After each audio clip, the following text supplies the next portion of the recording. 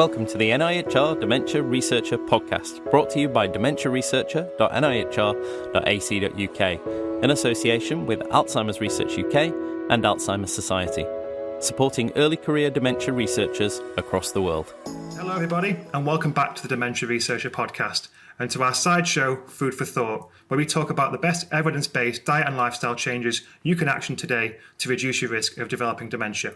My name is Dr Sam Moxon. I'm a regular blogger here at Dementia Researcher, and I'm delighted to be joined by Dr Dean Sherzia, who is co-director of the Alzheimer's Prevention Programme at Loma Linda University.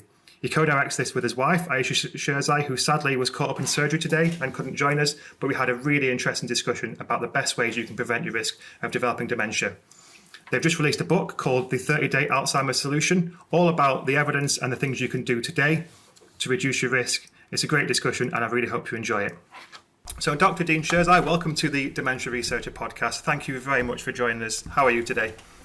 Very well. Thank you so much. Thanks for having me here. Would have loved my partner, my wife, Dr. Ayesha Sherzia, to be here. But I think we should be able to have a great conversation about this topic that's actually engulfed our life for the last 20 years. Yeah, and I think that's a nice place to start. So just to give you some background about what we do on this podcast. So we do general dementia researcher podcasts, but myself in particular, we've started this series called Food for Thought, and it's all about prevention of Alzheimer's disease and dementia and what we can do ourselves in terms of diet and lifestyle. This all sparked through an interest from myself. I got diagnosed with ulcerative colitis a year and a half ago and started to change my diet, and in doing so found all these other associations between the way you eat and the effects on not just your digestive tract but your heart, your liver, and in particular of interest to me was the brain. And we've had a couple of interesting guests on the past. We've spoke to Neil Barnard, we spoke to Dr Alan Desmond, who I know you know quite well. Very well. And I came across your work about a year ago and found it really interesting. And I thought, now that you've released this wonderful book, The 30-Day Alzheimer's Solution, it would be a great time to get you onto the podcast and let all listeners know who you are and what you do. So perhaps we could start there.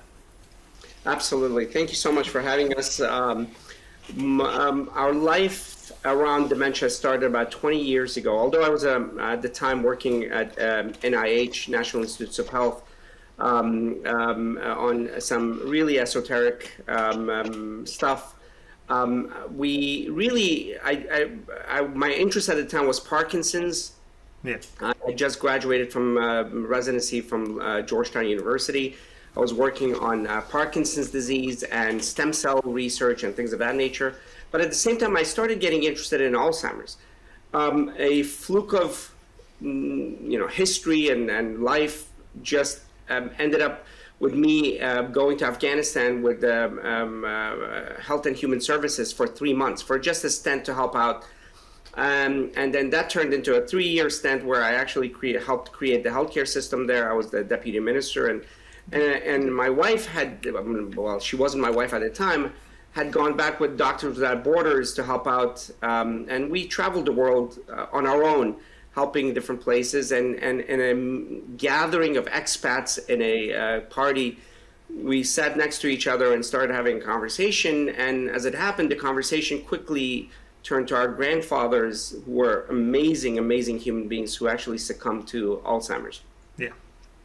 In her case, Parkinson's and dementia and Alzheimer's, and mine was Alzheimer's and with vascular comorbidities as well. And that conversation really was the beginning of our life, because that turned to dates, and that after a year we got married, and then we came back and restarted our life at UCSD, which was the #1 neuroscience program in the country at the time, and started working on clinical trials, fMRI studies, looking at these amazing tools that looked at the brain while the brain is actually functioning, all these things. But there was a bit of frustration in all of this, because clinical trial after clinical trial, millions of dollars, lots of papers written, PIs with 800 publications under their belt and 900 publications under their belt, but with nothing to show for it when it comes to dementia. Yeah. And we weren't making a dent. We were not making a single dent. So that's when the two of us decided to look if there's another path, and looking around, there was a researcher, Elizabeth Barrett Connor, amazing lady. Again, another person with 850 publications on it, but she was working on lifestyle, and she had done some of the most formative work in the country, and we worked with her, and lo and behold, we decided to go in that path. And when we told our mentor, who had set up our path to go to, really big institutions, starting a new research path, he said, "What are you doing? This is career suicide. Nobody talks about prevention." Yeah. So that's how we started our journey about 18 years ago towards prevention. And it's prevention, is such an important factor. And I'd like to get into sort of the vegan meat of the discussion, I'd like to say, because I can see you've got your recipe books behind you, and food is going to be at the front and centre of our discussion today. So I want to start off with a more light, easy question, which is, what does a neurologist who's working to prevent dementia eat for breakfast? Oats, lots of fruits, lots of complex carbs, clean complex carbs. Some protein in the form of soy or something of that nature, but mostly lots of long-term energy for the day. So and clean energy, not with sugar. Avoid sugar at any cost, and reduce saturated fat at any cost. But that's what we're eating. Any form of that. My wife, who's a neurologist and a stroke specialist, also a culinary artist. You're missing the best part of the two of us. Sorry for the audience, but she's actually 75 of her recipes are in the cookbook here. But one of the things she has is the mindful muffin, which has all the healthy items, but without the negative foods that we've added in the 20th century. So that's basically what we eat, and we don't feel tired. We don't feel the fatigue that comes out of eating a lot of sugar, that food coma. You feel energized, you feel motivated, and food matters from moment to moment to long term, and we'll get into that. Yeah, and I can attest to the importance of food and how it does make you feel, because since taking more care of my diet and switching to this sort of whole food plant-based approach, the energy levels that I have are just incomparable to what I was. And before we get into this, I'd like to just shout out a couple of things for any listeners who listen to this discussion today and would like to hear more. You do have the Brain Health Revolution podcast, which I would recommend giving a listen to, and any of the things we talk about today in terms of the foods you can eat and the research behind it, they can find on your website or through the book, The 30-Day Alzheimer's Solution, which is on sale now. It's a great book and I definitely recommend it. And I want to sort of shoehorn into this discussion about to what extent we can prevent these diseases with diet. I noticed that there's a stat that 3% of all cases of Alzheimer's disease are only genetic. 3% of all the cases, that's a small amount. So does that mean upwards of 97% of cases are potentially either preventable or not necessarily reversible, but we can ease the suffering a little bit with diet? About 12 years ago, we actually made the statement that 90% of Alzheimer's is preventable, and that was incredibly controversial. In fact, we got such huge pushback. We understand, I was the director of all research education for Loma Linda University, not just for neurology, but for all of research. And I was a director of research for Loma Linda, so I understand the importance of approaching things in a data-driven way, not making huge extrapolations. Social media is full of bombastic extrapolation. So we were very aware of it, and every time we make a statement, we make sure that we speak to the weight of the truth, not just the truth that we think it is. And we even said that that's extrapolation, but it's a pretty powerful and sound extrapolation. But there was a huge pushback. People saying that at the time, people were saying that no amount of Alzheimer's is preventable. Yeah. Then a few years ago, some papers came out and said, oh no, about 30%, and then that number grew to 60%, and we kept saying that when we say 90%, it means that if you live the optimal life and long enough and early enough, then yes. But for majority, even 50% would be amazing. This is a devastating disease that's rapidly growing, and given the aging population, given that our food is terrible, given that our environment is becoming more and more less and less conducive for health, given that we're moving less, all the factors that contribute to brain health are being attacked. Even if we change that by 20%, that's a bigger bigger factor that in healthcare than anything else we're doing. So 90% comes from that 3%, and we're being actually kind and generous when it comes to that 90%. It should be higher percent, but we're saying, okay, even 90% is amazing. Because only 3% is driven by the kind of genes that are 100% penetrant, meaning that if you have these genes, you will get the disease. Yeah. There are diseases like that, like Huntington's disease. If you have the gene, that little miscue on chromosome 4, you will get the disease no matter what you do. I mean, you can affect it a little bit, but that's 100% penetrant gene. Yeah. And there are other diseases like that as well. Alzheimer's is not like that. Only 3% of Alzheimer's is driven by a high penetrant genes such as presenilin-1, presenilin-2, and APP. Yeah. And I'll tell you a little bit about those as well. Even APP, which has to do with Down syndrome, we looked at the data on Down syndrome individuals, and people who had Down syndrome, but they controlled their diabetes and cholesterol and hypertension, which is actually fairly common in that population, they pushed the disease back even in that population. Yeah. So that gives you an idea that the rest of us, which are not driven by those 3 genes, have tremendous control on manifestation of this disease. Yeah, it's fascinating. It's such an interesting topic to look into. And one thing I'd like to set out in terms of how this discussion is going to go, one of the things that I noticed from your work is you talk a lot about not just preventing, but also in some cases reversing some level of cognitive decline. Right. And obviously there is a stage at which the damage is too great. And sadly, with something like Alzheimer's disease, that's usually the point at which a patient gets diagnosed. So what sort of results are we looking at? At what stage can we take some of this reversal, and at what stage is the damage too great? Are we looking at reversing things like mild cognitive impairment as opposed to more mature dementia? What sort of effect can we have? I mean, that's a very complex question because every individual is different.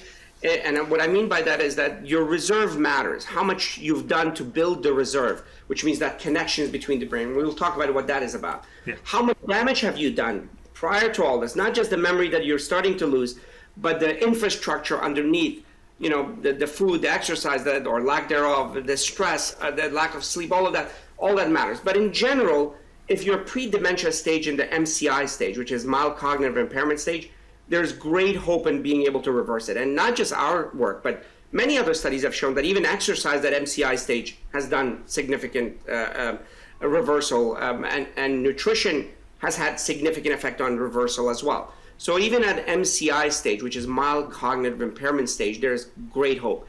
And I don't want to give false hope, but even in early dementia, and those that have done the work as far as some of the other elements, such as cognitive reserve, we've seen those people actually reverse their cases. We don't want to make a statement like Alzheimer's is reversible because some of the other doctors have done that, and they're pill pushers and vitamin concoction pushers, and we're not going to name names. You have some holes in your brain, and if you take these vitamins, you're going to fill them. No, it's not going to be vitamins. It's a comprehensive approach. But definitely for a great majority at the MCI stage, it's reversible. And definitely if you're just beginning to feel memory issues, that's when you can do a great deal of good. Now, the reality is the 90 to 95% applies to those that are in their 30s and 40s and even early 50s who don't have any symptoms, but have the wherewithal to say, I'm going to start the prevention at this stage. And if they do at that early stage, of course, you're going to get the full benefit of lifestyle. Yeah, and I think that's a key thing to address is how early we should start this. I've heard you talk in the past about, certainly in America, you've seen children with white matter disease as a result of diet. And if those changes can be starting that early, then it's imperative that we get this message of healthy eating as early as possible, because this disease is a long time to manifest, but the effects are devastating. Yeah, I mean, it bewilders me that we talk about children's attention deficit, which is an important topic, and I've spoken about it. We have to speak about it. Sometimes it's over-diagnosed, but it is, when it is diagnosed right, it can be affected, it can be influenced. But we don't talk about all the other damage we do to children. This is a group whose brain is growing faster than ever in their life. I mean, at every stage in childhood. In the first 9 months, it's doubling every few months. And then in the first 3 years, its connectivity actually is faster than ever afterwards. And then from three on, you're actually building those connections. And then in your teen years, you're myelinating the nerves. That's an incredibly important period of life. When have you heard about a true plan of healthy eating for children? You don't. You don't ever hear, I mean, the right way.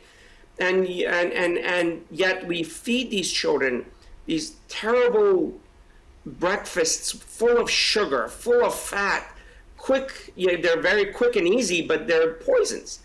And that's why when you look at teenagers who have cholesterol and even pre-diabetes, they have white matter disease, something that doesn't happen until your 60s. So we really have to address the importance of food very early on. So let's get into some of the specifics then about the sort of things we can avoid. I noticed in your book you've got sort of this nutrition spectrum that rates things from beneficial to harmful. And one of the things that sort of recurrently comes up is this issue of too much sugar and this idea that Alzheimer's disease is maybe a sort of type 3 diabetes. And I know you've published a couple of studies on linking diabetes to dementia, but also insulin resistance to dementia. So is sugar a good place to start in terms of things to try and cut out of your diet if you want to improve your brain health? Where to start, it depends on you. Success is critical. Success, because to us, I'm a behavioral neurologist, habit creation is central to everything. And habit has to do with success, and your success, and your proclivities, and your tendencies, and your addictions. So if you think that the first place to start is sugar because I can identify it easier, where am I getting the sugar from? I can identify it, and it's the one that I can give up easier. Yes, that's where you start. Yeah. If on the other hand it's saturated fat, and by the way, it can't be all of saturated fat. What category is it? Is it the meats? Is it the cheeses? Is it the butters? Is it something else? Then it should be that. So if identify between these two things: saturated fat containing foods and sugar containing foods, and inflammatory foods, right? And once you identify those, then you look at yourself and say, where can I truly succeed? And if it's sugar, absolutely. Now realize that fat and sugar are addiction foods. They're survival foods. Yeah. They're not thriving foods. So it's not like we didn't need them. When we were running around in the savannas and running away from lions, tigers, and bears, for the majority of our existence, we lived to age 30, if we were lucky. Yeah, we didn't care about atherosclerosis. Sugar and fat was survival food, but they were not thriving foods. So the thriving foods are lots of vegetables and greens and beans and fruits and all of that thing with fiber and fiber and fiber. So you start where you think you can affect and succeed in getting rid of one element, one small, specific, measurable element. Although goals are important, SMART goals, make sure that your SMART goals are very specific and very well circumscribed, and then make sure that all your environment is set to make sure you win that battle. Yeah. Because if you win one habit battle, it's more likely that you're going to win 2, 3, 4, 5, 6. That's a critical. Yeah, and it's about making those changes sustainable as well. Yes. And also trying not to feel like you're depriving yourself. You want to actually enjoy what you're eating because you're more likely to carry on. I think that's very important. Absolutely. Deprivation is failure. Deprivation is going to, because your natural state of the force that moves you, that dopamine force that moves you, is driven by your habits. Your natural state that was created throughout your life. And for most of it, it's bad habits. It's terrible foods and all of that. So if you're relying on willpower, guess what? That willpower will fail you one day, one fight, one stress, one job stress, one bad movie, one whatever. And then you're going to succumb to the will of that. So it has to be a system in place where this new behavior is sustainable. It is not a sense of deprivation. You have alternatives that actually take the place of that thing, or actually, if not completely take the place of it, does a good enough job that you can see yourself living with this thing. And most importantly, it's long enough that you become habituated to this new behavior. Yeah. That's a little planning. That's strategy. Yeah, there was a really interesting piece that was run, I think it was a few years ago by the BBC here, where a doctor, I'm not sure what kind of specialist he was, but he switched to a fully processed diet for, I think it was 4 weeks. And what was interesting is we got some of the effects you would expect, things like weight gain, but also that his brain started working differently, and he was releasing hormones to tell his body that he needed more food. So basically, the more processed food he ate, the more processed food he craved, and it was this vicious cycle, and you sort of have to break out of that cycle to try and get into more healthier living.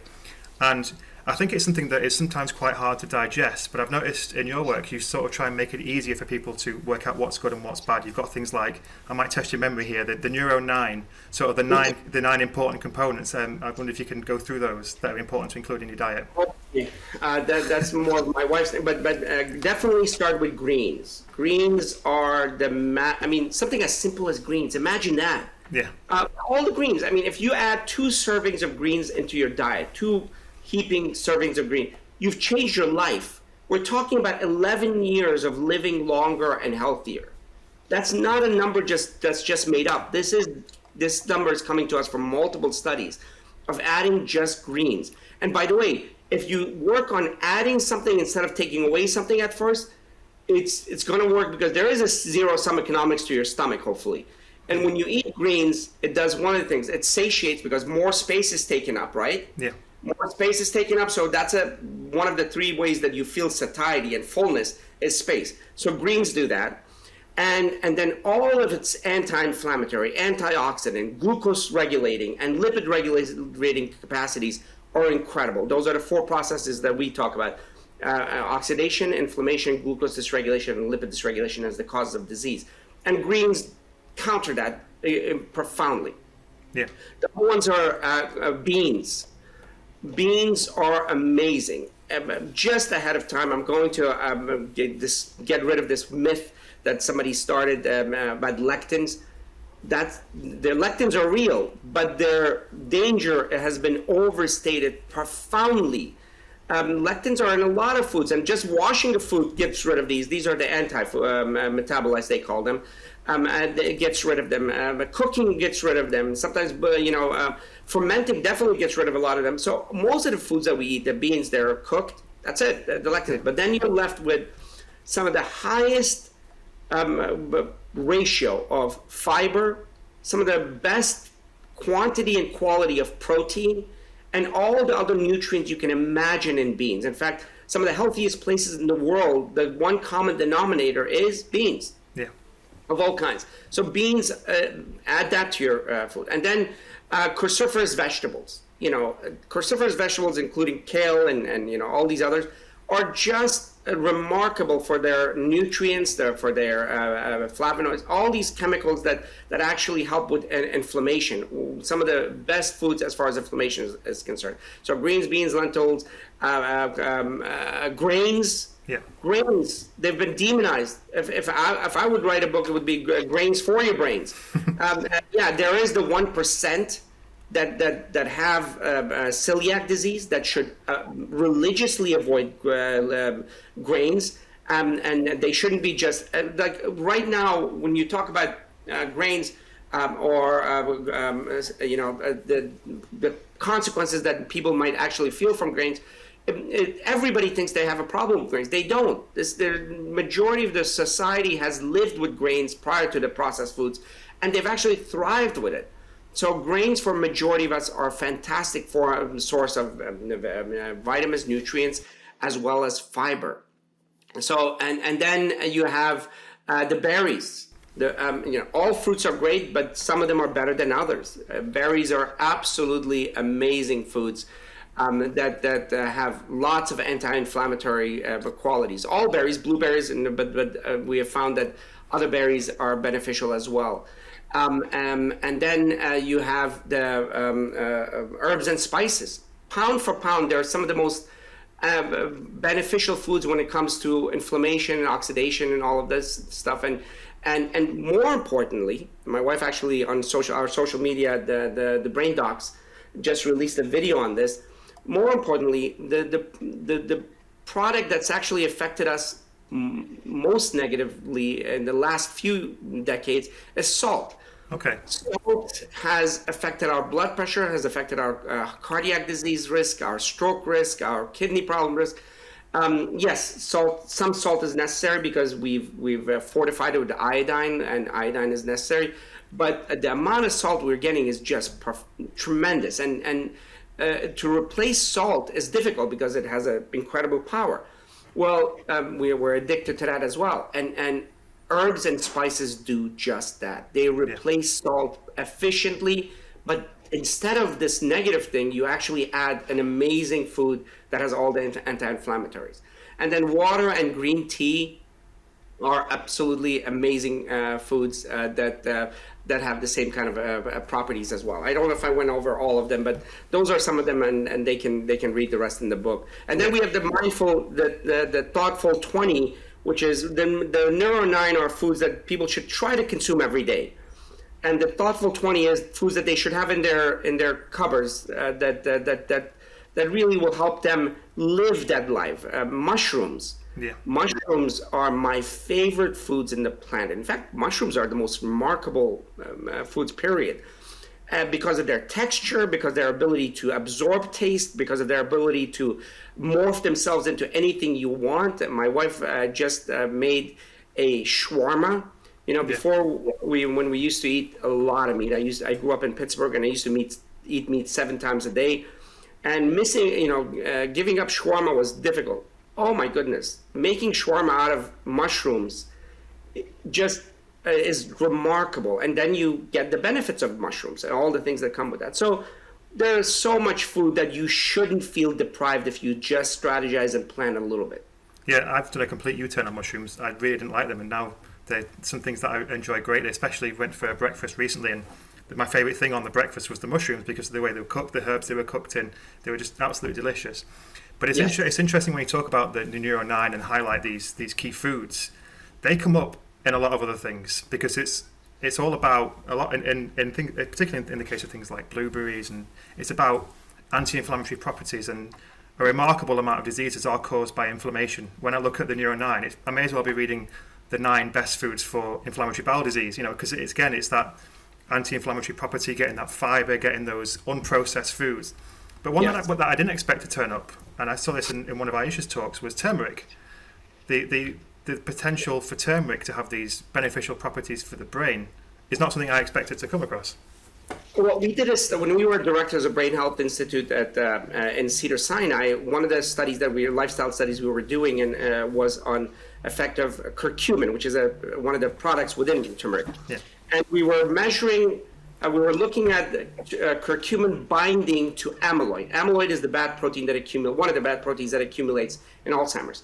And using a special device, because the human retina is a continuum of the central nervous system, right? Yeah. So whatever's happening in retina is kind of continuous with what's happening in the rest of the brain. When you looked at the retina with the special device, you saw the curcumin actually bind to amyloid. Which was remarkable. In fact, if you go to Google Scholar and put that in, you'll see our paper, 2 of them that just came out, and then the body would remove it. And so curcumin and turmeric being as well a continuum of that has anti-inflammatory effects on its own directly and antioxidant, and more importantly, or just as importantly, it also binds to amyloid, which is presumed to be removed by the body once it binds in that complex form. So lots of benefit. Usually, if you're going to take it with pepper, because it increases its bioavailability. But you can take it in food form, which we do, or you can take it in pill form. So that's something that to be aware of. Yeah, and all these studies I find fascinating because it's the potential to affect your life in a positive way without, obviously in the UK we're very fortunate to have the NHS, so a lot of our treatments are either free or a massively reduced rate of, works out about $15 per prescription. But obviously in America, you have the healthcare system of insurance, a lot of people have to pay out of pocket. These are things that you can action just by changing your shopping bill. And what I find frustrating is people, particularly scientists, who will dismiss this idea without looking into the literature. And so you almost have to exude a lot of energy to try and get these people to think actually this could be of benefit, and there is no downside to doing something like this, really.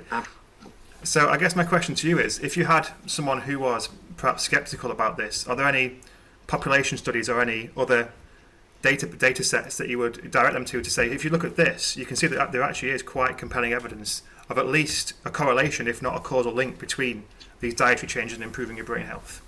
There are a tremendous number of studies. The Framingham Health Study, which is a heart study, which is the one in Harvard over several decades, that has repeatedly shown the effects of lifestyle, specifically cholesterol and fatty foods for its harm, and healthy food for its benefits, more plants.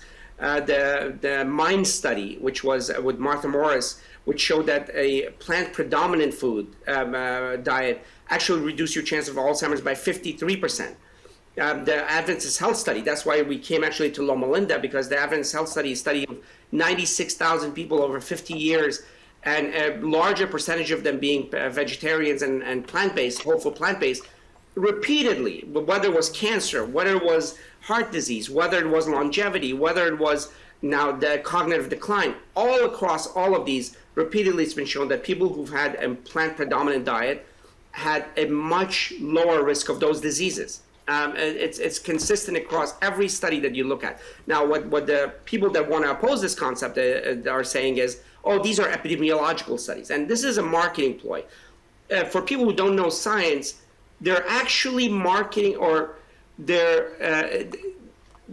creating a mindset that as if epidemiology is not research, which is amazing power of how people can reframe reality. Epidemiology is the same science that made you wear seatbelts. Because we never did randomized clinical trials of people driving with and without seatbelts. That would be unethical. Yeah. The same studies that show that bullets kill you. We would never do randomized clinical trials of bullets being killers or not killers. There's a good retrospective correlational data there. We never did prospective randomized clinical trials of cigarette smoking, because that would be unethical. We never do randomized clinical trials of cyanide. That would be unethical. This doesn't make sense. Strong, consistent, across the board, well-powered, well-controlled or addressed for studies that look at strong correlations have been the benchmark of everything we've done. And all the positive things around you has been based on those, most of them. So to talk about randomized clinical trials as the only path is so myopic and almost nefarious, because I think it doesn't take that much thinking to figure out that that can't be. By the way, you can't do randomized clinical trials on studies that require 20 years of data to look at long-term effect. You would bankrupt an entire nation by doing that with one study. So it's just plenty. I mean, in fact, the number of data, the studies are just overwhelming, speaking to the effect of whole food plant-based, or at least plant predominant, And I think a good measure for me, a good marker of whether or not something should be at least debated and considered is the person who is telling me this information trying to sell me something. And so many times when I look at these talks about the benefits of eating healthy, no one's trying to sell me something. And if you look at who sponsors the studies, it's not some big dairy conglomerate or some big meat conglomerate. It's funded by interest, and you can find the information for free. It's out there to try and benefit people. So I always think that's a good thing to look at, because usually when someone is trying to sell a supplement, you can tell by the way they present the research. But with this, it's out of genuine desire to help people and help reduce the burden of these diseases, because prevention is so much better than cure in this case. Yeah. Even there, I want to, just for transparency's sake, so people, they believe it. But even on the healthy food side, there are times where companies actually sponsor. For example, nut companies or olive oil companies. We've had some pushback against us saying that, but olive oil is not whole food. Well, anything that's got used, processed a bit can be considered non-whole food. But the data for extra virgin olive oil is there, that it's in small amounts, and that amount has to be better determined. It's not harmful and it might be actually beneficial. But at the same time, some of the studies are sponsored by those companies, so we have to distill those out and see what data is still left. All people, you're absolutely right. If people just do the due diligence and find out where the interests lie and where the body of information, the bulk of information lies, then it makes sense there. Yeah. And it's interesting. You've talked about the mind study in the past as one of the diets. What I find interesting there is if you look at the results of that and the foods that came up as important, it does sound very similar to a diet we will reveal in a second as being the best. But if you look, it's high amounts of leafy green vegetables, other vegetables, berries, whole grains, a small amount of fish, and we can talk a little bit later about why you can maybe cut that out, poultry, beans, nuts, and no more than 1 glass of wine a day. It sounds very similar to the diet we're perhaps going to name in a second. Yes, yeah. And that is obviously the whole food plant-based diet. The weight of evidence seems to be that eating that, it seems strange that it can sometimes be controversial to say eat more vegetables and you'll be healthier, but that's where the weight of the evidence lies. Yeah. And I think with the mind diet, there are times where the data so let's talk about the fish component. There's no question that the data on fish is, for the most part, positive. Let's be honest, especially small fish like salmon, mackerel, and all of those. My wife and I and our children, we don't eat fish or any meat, but we have to stand by the data. The data shows that eating small amounts of fish is not good for you. It's good for you, and that's the data. But what is it about fish? It's not. What it is omega-3. And people may make an argument that no, it's something beyond that. It is not. When you really distill the data, it's omega-3. So whether you get your omega-3 from fish, or in our case, we from food, or even supplements. And now, what happens? People become purists. Like, oh no, if it's not completely natural, I'm not going to eat it. Well, there's a lot of things around you that are not natural. You going at 75 miles an hour while sitting in a chair is not natural, but you're still using it. So where the data is strong, people should, if they can't get the alternative, they should get omega-3 from pill form. But most of the time you can get it from chia, flaxseed, nuts, lots of other foods that will do the job for you. In the plant form, usually it's ALA, which that means that the body has to convert it. So be aware of how much you're getting, and be aware of the fact that that enzyme that actually converts ALA to EPA and DHA, which is the form that's needed, especially for the brain, can be overwhelmed if your diet is also full of omega-6, or your liver is overtaxed with alcohol or some other drugs. So just be aware of that and you'll be fine. By the way, the only kind of fat that your brain needs is omega-3. Yeah. So not, there are those people that are saying your brain is made of fat, therefore you need fat. Eat lots of fat. No, that's wrong. Brain does not have storage fat. The brain does not have any kind of metabolic fat.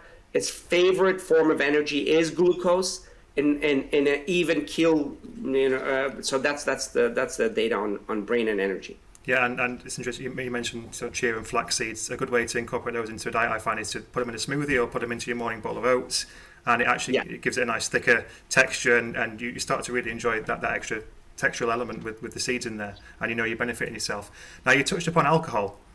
As a British person, we have a culture of drinking over here. I try to avoid drinking now. I set myself 1 night a week I'm allowed 2 glasses of wine, partly for my gut, but also for my overall health. Is alcohol something we should avoid completely, or is it something that we can moderate, or what does the data show on alcohol? So I'll start by saying that my wife and I, we drink a glass of wine here and there, but we're not going to fit science to fit our lifestyle. Yeah. So the data so far, and my favorite phrase that we've actually taught our kids, and this little bit of uncertainty is the best thing about science. So absolute certainty is not science. So to the best of our knowledge today, that's the phrase. And to the best of our knowledge today, the amount of alcohol that's beneficial for your brain is Zero. Yeah. But I don't think a glass here and there is going to harm you.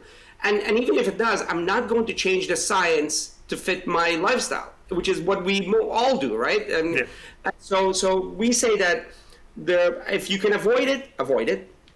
If you're going to drink a few glasses here and there per month, just because it's a good social lubricant, absolutely, go ahead.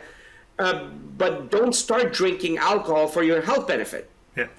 That's not the way to talk. And one of the most controversial videos we ever made was on alcohol, and me saying just that. It got shared 150,000 times immediately, and It wasn't all nice. Let's just say that. But truth is truth. I do a lot of things that might not be beneficial for my life, but I'm not going to search the internet. You know, there's a saying that we people love hearing good news about their bad habits, or they actually go find good news about their bad habits.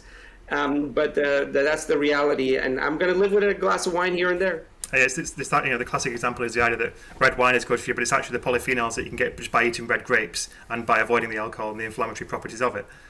Exactly. But it is exactly. And not to speak about all the other things that socially it does to us as a society. Yes. Yeah, and I think another good philosophy, I believe it's Michael Greger he calls it the better than philosophy. So it's giving up alcohol better than drinking it, yes. But if you can't, is having one glass of wine a week better than drinking every night? Yes. Start there and see how you go. I fully agree with 100%. 100%. Yeah. So we talked a lot about food, and that's been the focus, and vitamins and whether or not we should supplement vitamins. But there are other important factors that I think we should just touch on before we close. So you talked about this idea of the importance of clearing amyloid out of the brain and optimizing those processes. So I guess that brings then in sleep as another important factor for reducing your risk of Alzheimer's, because that's when a lot of that clearance takes place. So how much of an issue is sleep?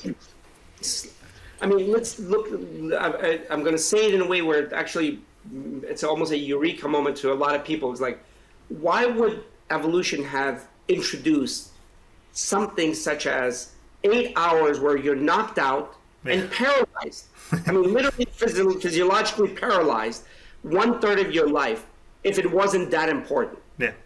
In fact, it is so important that it's more important than 1/3 of your survival benefit from predators.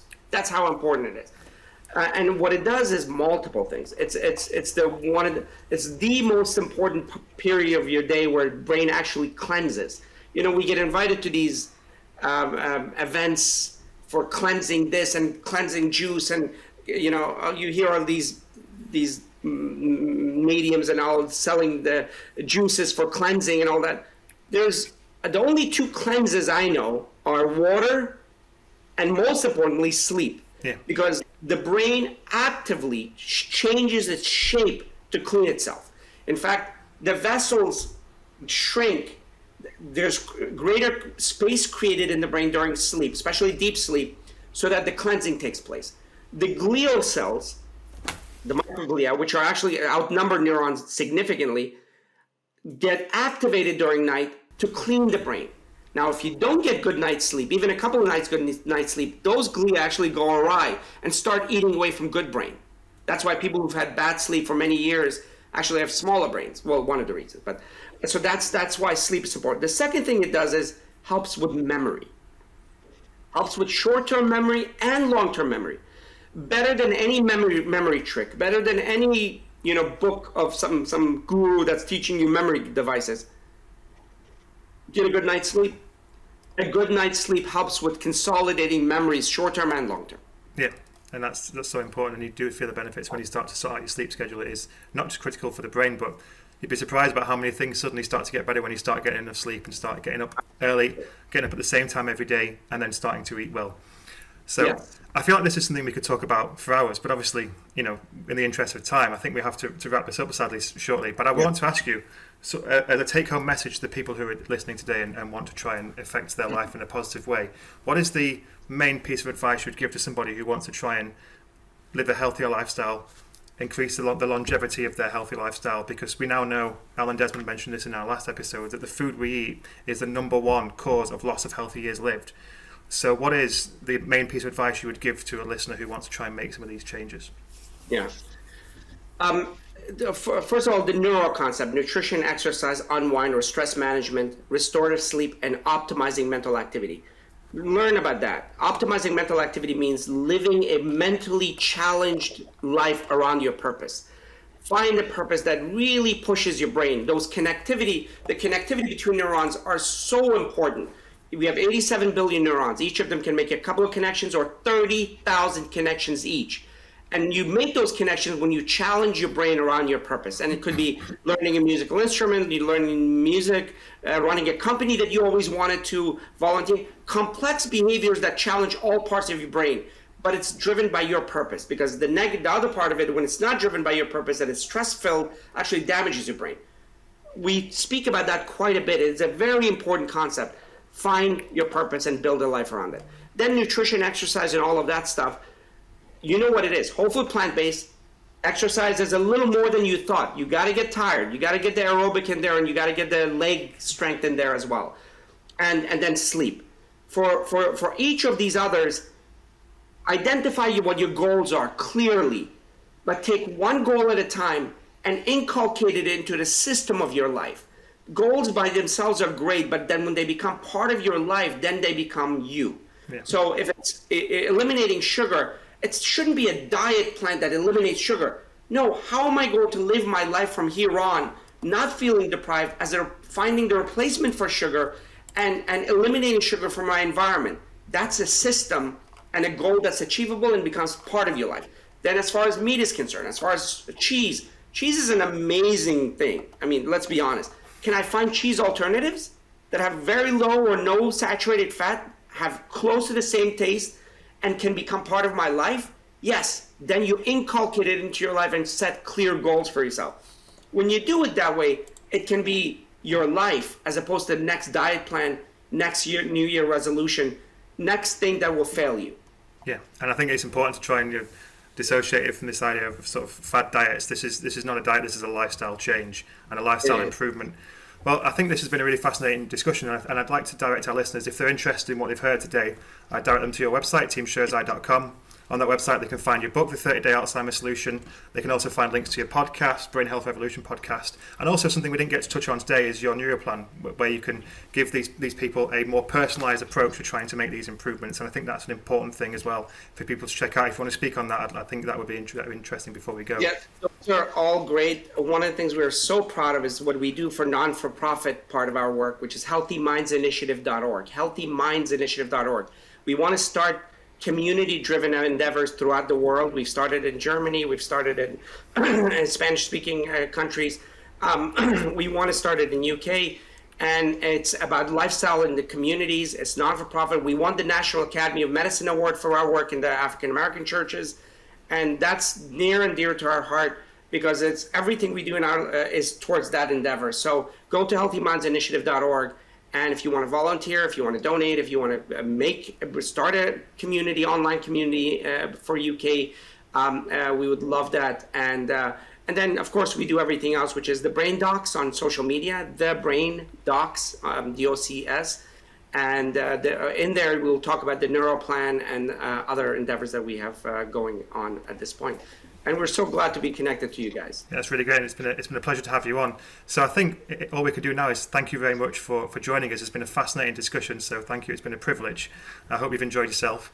And thank you to all the listeners as well for tuning into this episode. I hope you found it useful.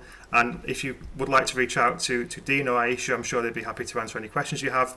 But in the meantime, thank you all for listening, and we'll see you next time. Thank you. Brought to you by dementiaresearcher.nihr.ac.uk in association with Alzheimer's Research UK and Alzheimer's Society, supporting early career dementia researchers across the world.